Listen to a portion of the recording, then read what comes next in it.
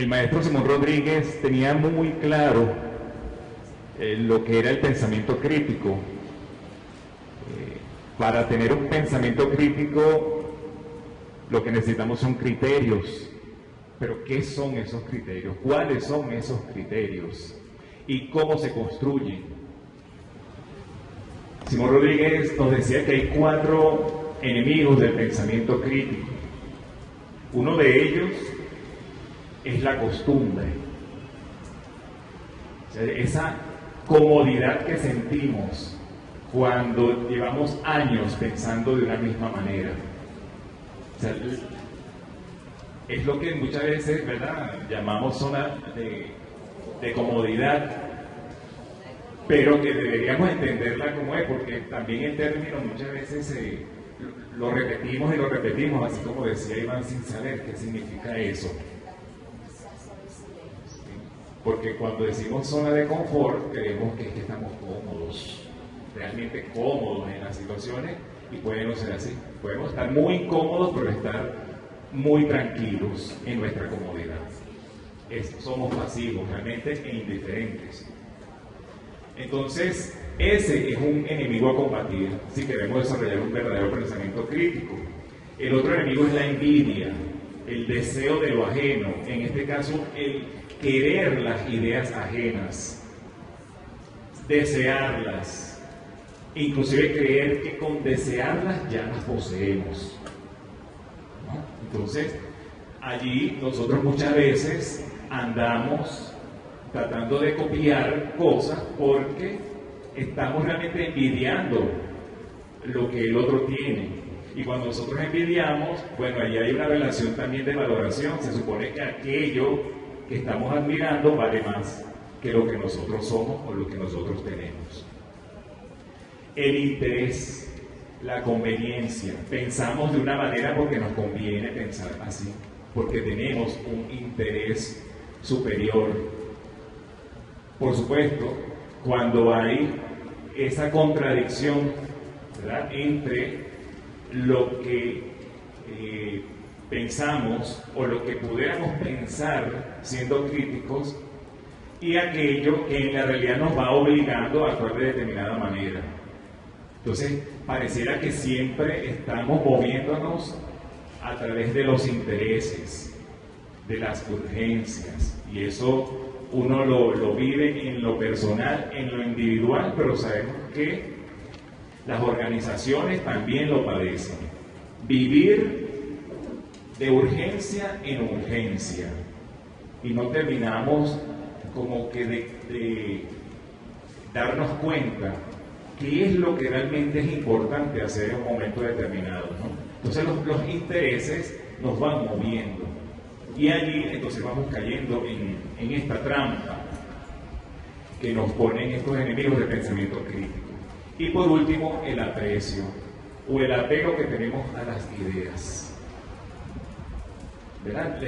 Le vamos como que agarrando cariño a una manera de pensar, a una manera de hacer, a una manera de ser. Sobre todo cuando nosotros esto lo llevamos al ámbito escolar, bueno, sabemos que muchas veces nosotros somos repetidores y repetidores año tras año de las mismas cosas, ¿no?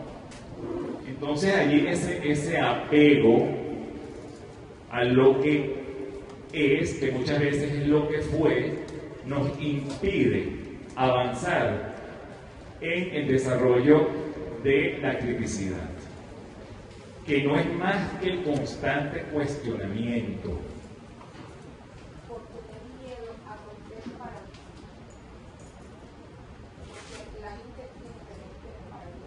Claro, aquí el miedo tal vez puede entenderse como una mezcla de factores, ¿no?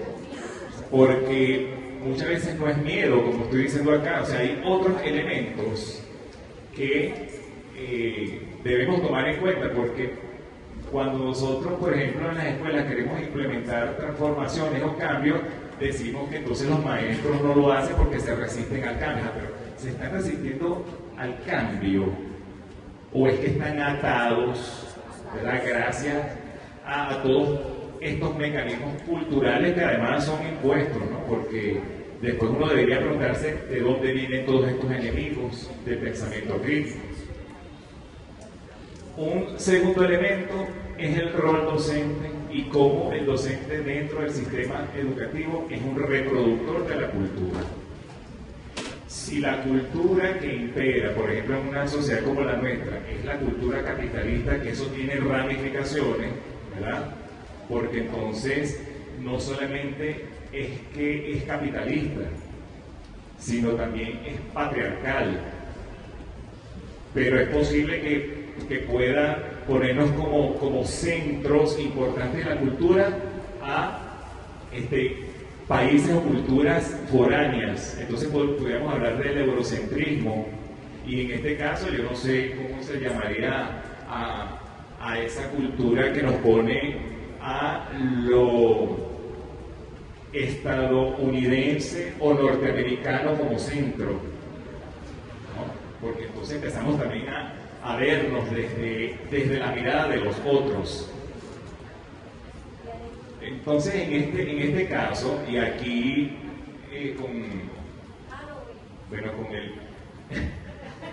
con el permiso y la disculpa de las maestras, que sabemos que sí, pero en este caso me interesan las maestras, ¿verdad? Las mujeres maestras, ¿verdad?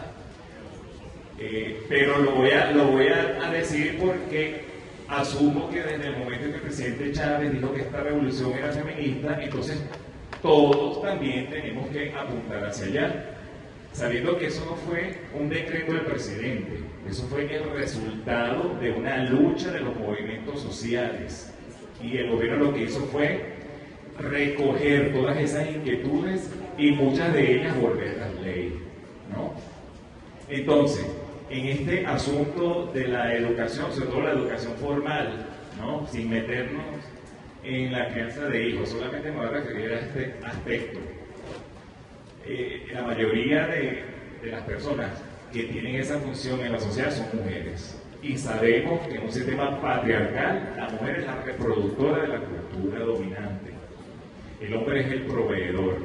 Y si lo vemos entonces en el modelo de sociedad, podemos decir que en este caso, como nuestra sociedad aún sigue siendo una sociedad capitalista, esa sigue siendo la sociedad proveedora de todo, de significados, de creencias, de juicios, de miradas, de visiones, y entonces somos nosotros quienes la reproducimos, pero en la escuela y en el hogar también. Pero en este caso me quiero referir a la escuela, la mujer es reproductora y el hombre es el proveedor.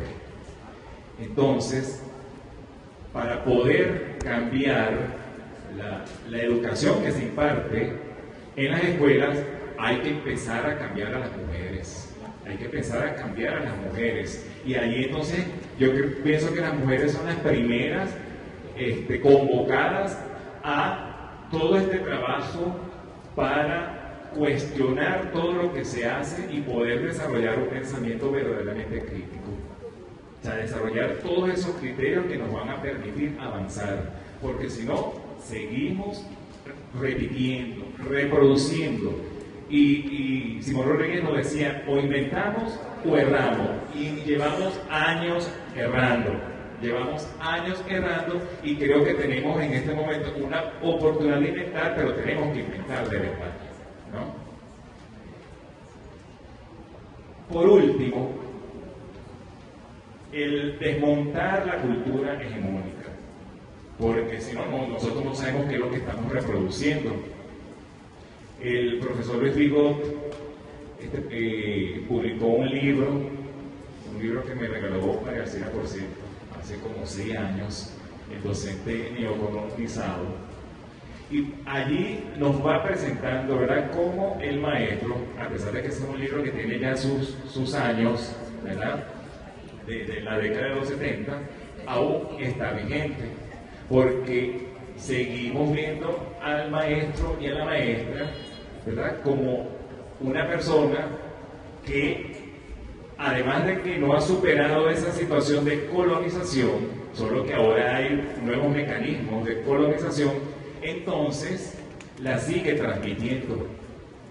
Y allí estamos perpetuando esta situación de opresión. Una situación de opresión que en momentos como este pareciera que nos golpea mucho más porque uno no sabe cómo defenderse. Cuando hablamos de la guerra económica, ¿verdad?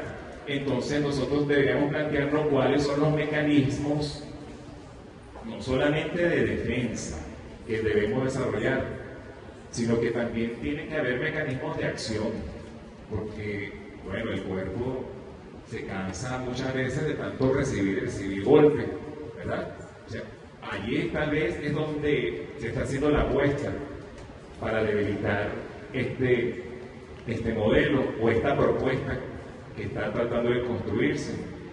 Porque llega un momento que, bueno, se van a cansar tanto que van a abandonarlo, que van a tirar la toalla y van a abrir las puertas, o van a terminar de abrirlas, ¿no? Porque se ha venido como cerrando poco a poco, pero ellos están apostando a que esa resistencia sea cada vez menor. Entonces aquí, poder visibilizar esos elementos ideológicos de la cultura dominante, verlos, y eso lo podemos hacer desde que el niño ingresa en la escuela. Por eso no es una locura pensar en un libro sobre análisis crítico de medios para niños de 4 años, ¿no? Ahí lo que hay es que buscar, bueno, las estrategias, porque el libro solo tampoco va a hacer mucho, ¿okay? El libro solo no va a hacer mucho. Tenemos que hacerlo nosotros los docentes y las docentes. Después tenemos que entonces dejar de reproducir esos contenidos, esos elementos, porque sabemos que entonces en momentos de transición, bueno, uno no sabe qué es realmente lo que está muriendo y qué es lo que están haciendo. Entonces uno pudiera cometer el error de seguir dándole aliento a aquello que queremos que definitivamente desaparezca, ¿no? Entonces uno, por un lado, como que trata de matarlo, pero por el otro lado le da una respiración allí para revivirlo. Entonces por aquí lo mato y por aquí lo revivo. Y construir, empezar a construir, porque no nos podemos quedar sin nada, ¿no? Empezar a construir una nueva cultura, pero esa nueva cultura hay que construirla desde la criticidad, porque si no podemos quedarnos nosotros también dormidos en los laureles o empezar a crear esa zona de comodidad, y vemos entonces que ya a partir de ese momento en donde se construye tal vez una nueva hegemonía, la criticidad es castigada. Para poder seguir avanzando en este desarrollo, que al final es un desarrollo humano, tenemos que hacer esta construcción desde el pensamiento crítico, es decir, cuestionarse continuamente lo que se está haciendo. Asumir que no somos, sino que estamos siendo, y en ese estar siendo tenemos que estar continuamente construyendo. Así que, para finalizar, ¿verdad? Este análisis crítico de medios, por eso tiene que ir mucho más allá, porque los medios también lo que hacen es simplemente servir a esa hegemonía para seguir entonces llevando los mensajes que nos mantienen a todos esclavizados. Nos dicen qué es lo que tenemos que comer, qué es lo que tenemos que decir, qué es lo que tenemos que vestir, pensar, desear, querer. O sea, todo lo que somos como seres humanos parece estar controlado. Por eso es que los medios es como un aspecto que debe abordarse en las escuelas, pero tiene que por supuesto ir más allá. O sea, la publicidad, ¿okay? el manejo de la información, porque allí entonces tenemos que ir diciéndonos a nosotros mismos qué es la verdad y qué no es la verdad, sabiendo que eso que nosotros llamamos realidad es una percepción de lo real que tenemos, pero en la medida en que sumemos percepciones y que esas percepciones sean lo menos subjetivas posible, gracias a ese pensamiento crítico, entonces pudiéramos construir una percepción de la realidad más cercana a lo real. Así que la tarea no es fácil. O sea, los libros serán el punto de partida para que se comience a hacer todo un trabajo en torno a el rol que juegan los medios de difusión de información en la sociedad. Y el rol, en este caso, tienen maestras y maestros para poder crear realmente un ciudadano crítico, que es el sujeto ideal de la formación y que está no solamente en nuestra Constitución, sino que también aparece en la Ley Orgánica de Educación y en todas las leyes. O sea, eso es lo que todos se proponen. Entonces, lo que nos queda a nosotros es empezar a construir a ese sujeto. Muchísimas gracias.